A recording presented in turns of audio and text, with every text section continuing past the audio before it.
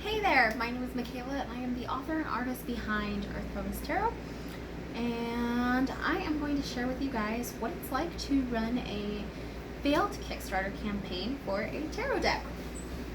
So this is going to be fun. So if you are in the process of creating a tarot deck, then it's very likely that you have turned to Kickstarter to look into funding your deck. This is a very common thing.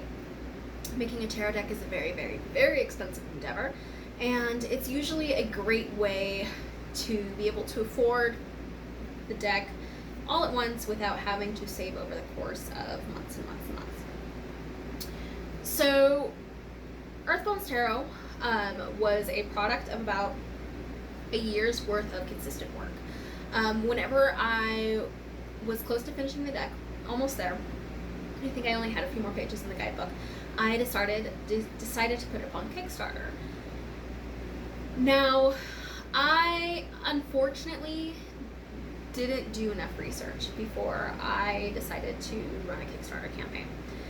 The thing about Kickstarter is that in order to make it work and in order to be successful, you can't depend on your work to be the main thing that draws people in. Unfortunately, it doesn't matter how good or bad your artwork or your deck is. It absolutely doesn't matter. What matters in the end is the way that you market it and the way that you're able to get it out there so people know. If I had been richer, I would have spent a lot of money on marketing and on different ads and things like that just to share the deck with the world. I would have spent a lot more money and had several more decks printed up front and sent them out to influencers and gotten different reviews from different indie tarot reviewers and things like that. But I didn't know. I jumped into doing a Kickstarter and I jumped into trying to fund my deck with both feet. I assumed that my artwork would be good enough to get the deck funded, and that wasn't the case. In the beginning, I looked at all the other Kickstarters and I tried really hard to set a realistic price. I think I set my first Kickstarter goal at $8,000. Now I set it at that goal because I really wanted to have an upgraded deck. I wanted to have a nicer box. I didn't want just a plain tuck box. I wanted to be able to have gilded edges. I wanted to be able to have 500 decks available for people to purchase instead of just 100. And I really wanted to just be able to make it a lot nicer. Now, I also released the Kickstarter in December, and that was not a smart decision. Releasing any Kickstarter in fourth quarter isn't a smart decision because people aren't thinking about backing a deck that they're not going to receive until 5 months from now. They are thinking about, okay, what do I need to spend my money on for my friends and family and things like that for Christmas or for whatever. They're thinking about traveling. They're not thinking about buying a tarot deck. So that was my first mistake, was putting it out at the wrong time of year. My second mistake was not doing enough marketing. My third mistake was not really utilizing the tools that we have available, to take wonderful photos of it. I'm first and foremost, I'm an artist. I am not, somebody who is super great at like digital stuff or marketing or formatting or all of that stuff. That stuff is really hard for me.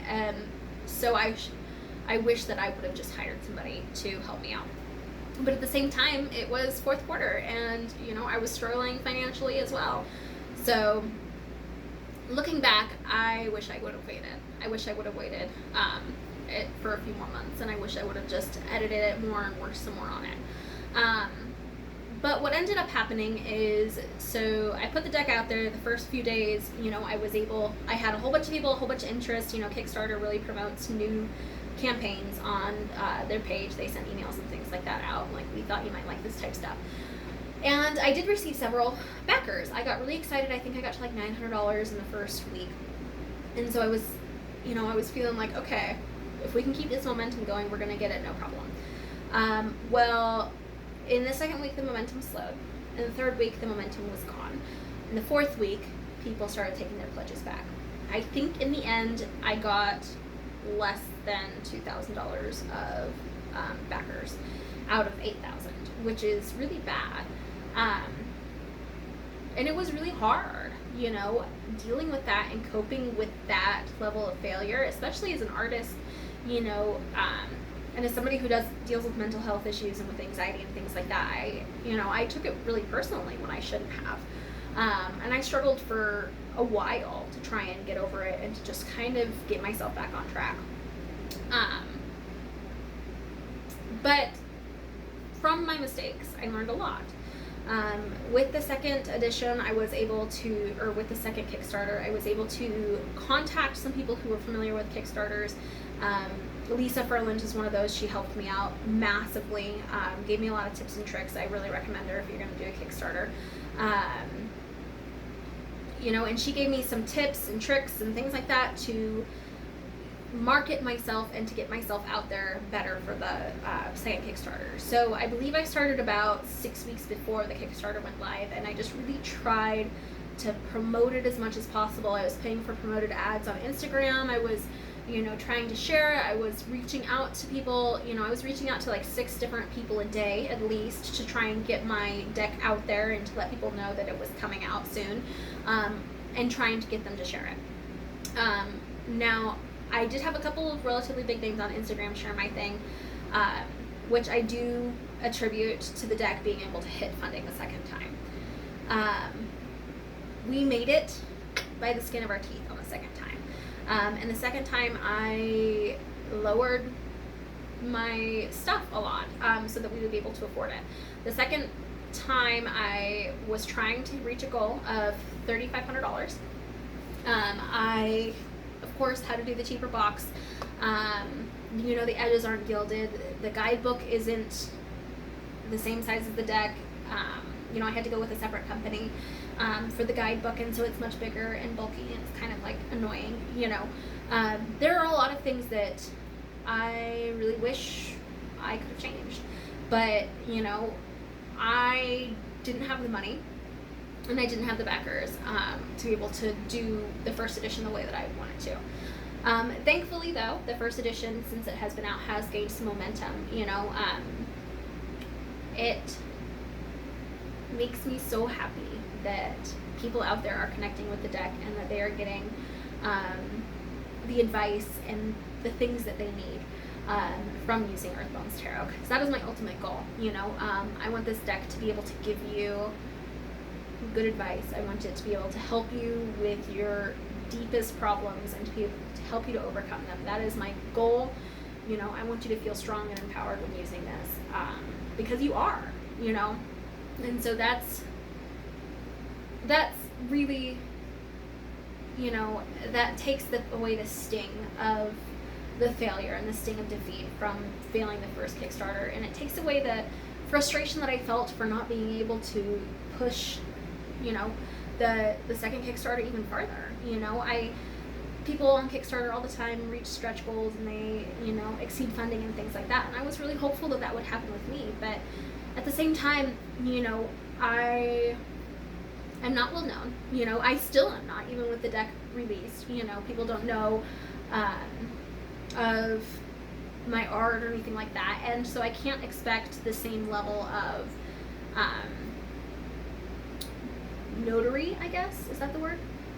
Same level of attention that people with larger followings get whenever they have run Kickstarter campaigns.